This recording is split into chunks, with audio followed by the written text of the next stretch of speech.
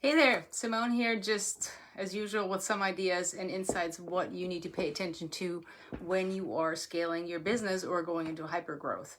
So I just met with one of our really great clients who's graduating, and we did a little bit of a review of all the things that happened in the last few months.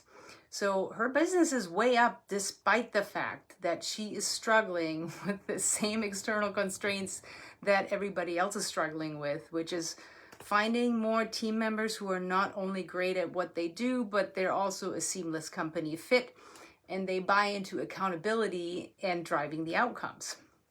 She's still short staffed, but as she's putting it, there were a lot of blessings and valuable learnings in this challenge.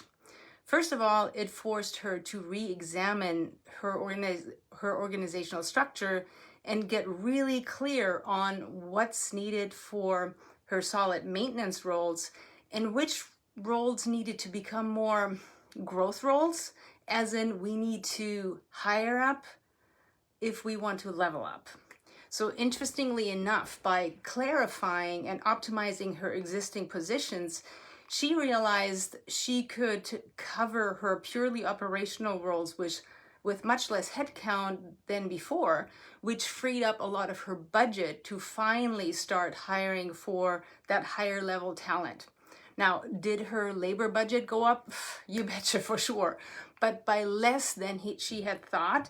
And even after 1 month of having filled that position with higher caliber talent, she can already see now the front end results that she's been wishing for a long time.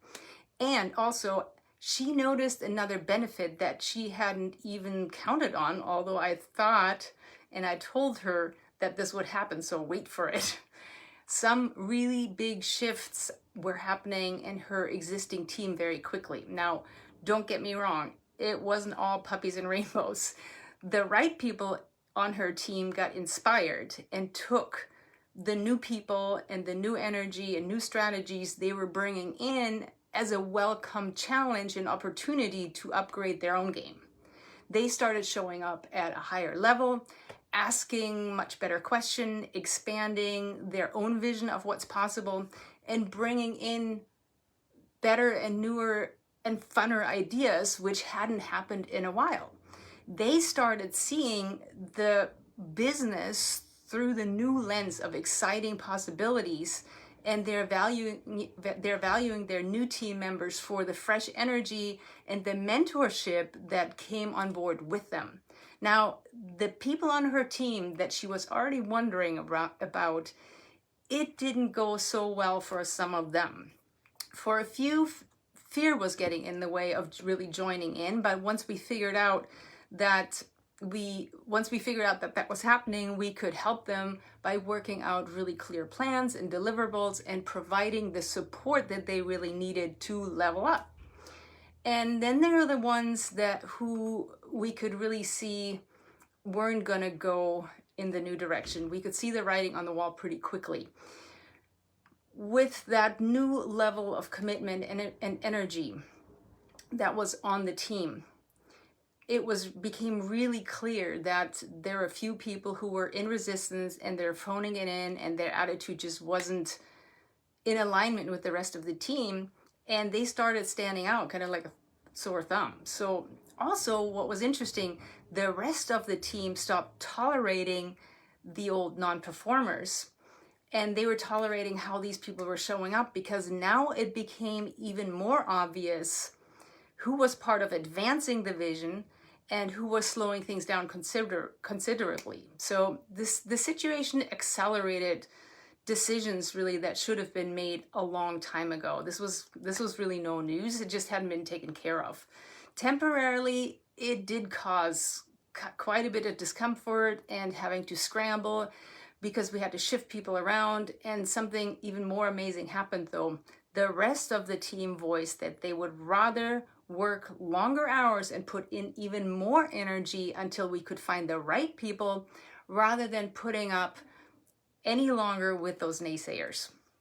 So this was really a textbook case for how organizational change happens at its very best.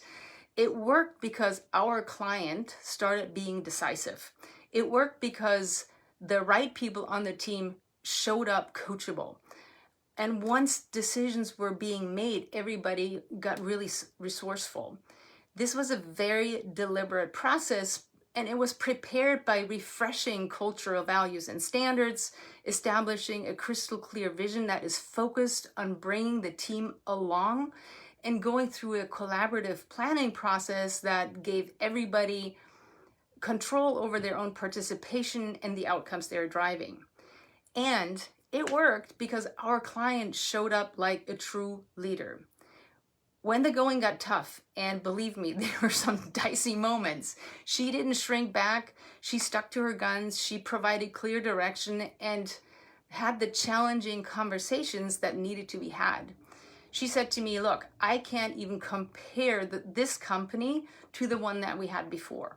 Sure, we're making still the same stuff, but the way it is executed and the innovation that has happened and the energy that I feel when I walk into the building, this might as well be a completely different company.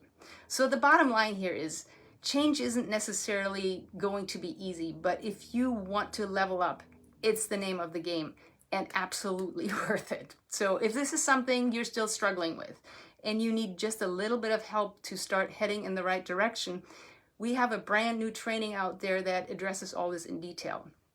In the training, I'll explain each of the 4 steps that make up our multi-million-dollar system in vivid detail so you can be equipped with all the knowledge that you need to get started. Click the link below and discover how to create a leadership system that will help you scale and sustain your business. BulletproofStartups.com. I hope this helps and have a great weekend.